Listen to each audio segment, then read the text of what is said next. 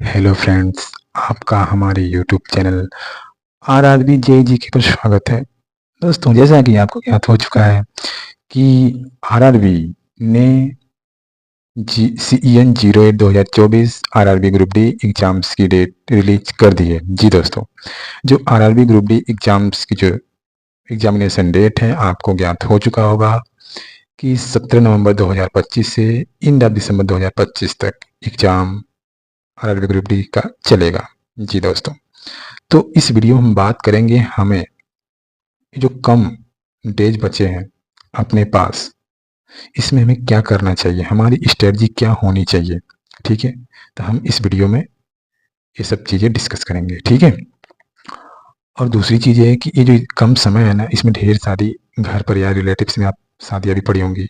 ठीक है, उन सबको ध्यान में रखते हुए हमें क्या करना चाहिए। ठीक है, हमें मतलब कौन कौन से जो अपने सब्जेक्ट्स हैं, कितना वेटेज है, उन पे कैसे फोकस करें, क्या करना चाहिए, तो उसके बारे में हम फटाफट बात कर लेते हैं फ्रेंड्स। ठीक, चलिए, तो सबसे पहले मैं बात कर ले रहा हूँ एग्जाम पैटर्न के बारे में। ठीक है, देखिए आपको पहले से पता होगा लेकिन फिर भी हम थोड़ा देख लेते हैं।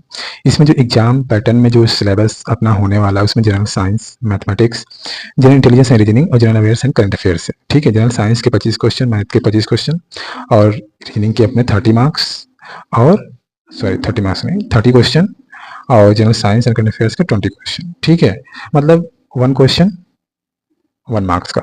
ठीक है, ये बातें ध्यान रखनी है। आपको टाइम मिलेगा 90 मिनट्स का, है ना। और इसमें सबसे पहले ध्यान देने वाली बात है कि इसमें नेगेटिव मार्किंग भी है। नेगेटिव मार्किंग है 1/3 पर क्वेश्चन, ये ध्यान रखना है बात है।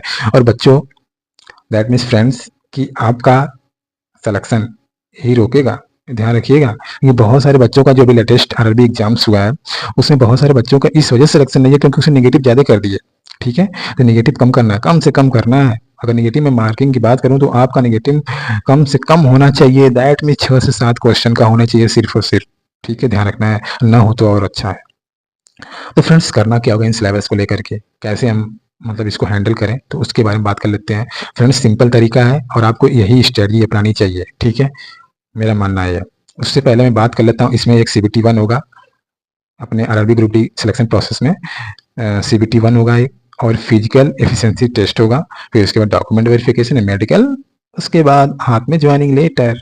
ठीक है, जैसा कि आपको मैंने पहले बता चुके हैं कि इसमें जो है अपने एग्जाम डेट आउट हो चुकी है, तो 17 नवंबर से लेकर के दिसंबर 2025।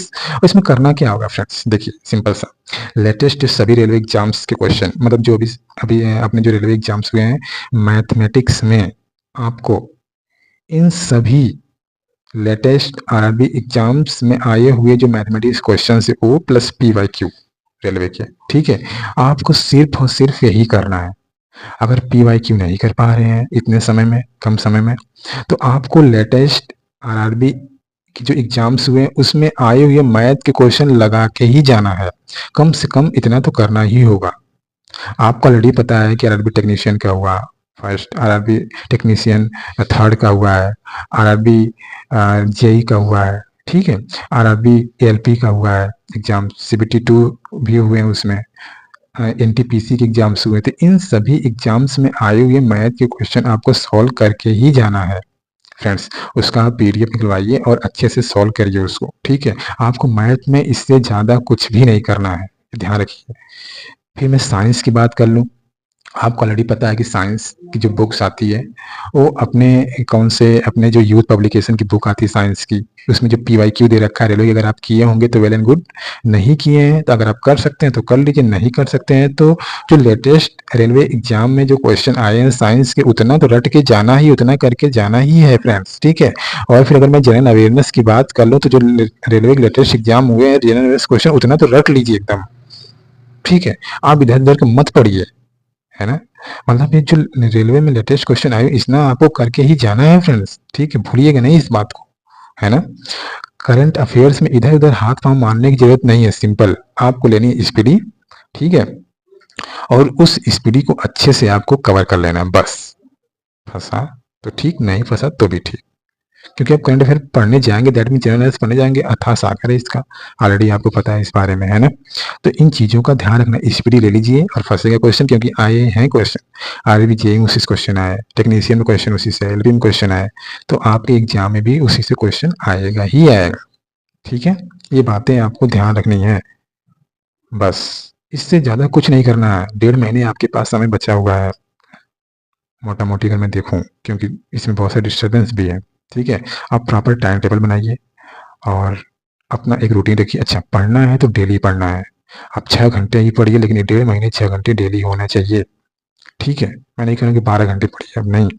मैं आपको सजेशन ये दूँगा, आप 6 घंटे भी पढ़ रहे हैं अगर डेली, लेकिन डेली 4 घंटे ही पढ़ें लेकिन डेली, तो यकीन मानिए इस एग्ज़ाम को निकालने से आपको कोई रोक नहीं सकता है फ्रेंड्स। ठीक है? तो ये जो पीवाईक्यू मैं बता रहा हूँ और जो लेटेस्ट एग्ज़ाम में आए हुए रेलवे के एग्ज़ाम में जो आए हुए क्वेश्चन हैं, उनको अच्छे से करके जाना है। अगर आपको कोई मटेरियल चाहिए, तो आप मुझे कमेंट सेक्शन में बता सकते हैं। अगर आपको कोई डाउट है इसकी रिकॉर्डिंग, तो आप मेरे से पूछ सकते हैं फ्रेंड्स। ठीक है? मैं आपको गाइड करने के लिए रेडी हूँ, मैं आपका हेल्प करने के लिए रेडी हूँ, लेकिन आपका भी परम कर्तव्य बनता है कि आप भी मेरी हेल्प कीजिए। कैसे करेंगे हेल्प? हमारे चैनल को शेयर, लाइक एंड सब्सक्राइब कीजिए, ताकि ये स्टडी वीडियो उस ज़रूरतमंद बच्चे तक पहुँच पाए, जिसको इसकी सख्त ज़रूरत है। उसके घर में भी गवर्नमेंट जॉब्स की एक जगमगाती दीपक जल सके फ्रेंड्स। Okay, bye bye. कोई डाउट है तो कमेंट सेक्शन में पूछ सकते हैं। हमारे चैनल, टेलीग्राम चैनल को भी लिंक दे दूंगा मैं, इसको भी ज्वाइन कर सकते हैं friends. Thanks for watching my video.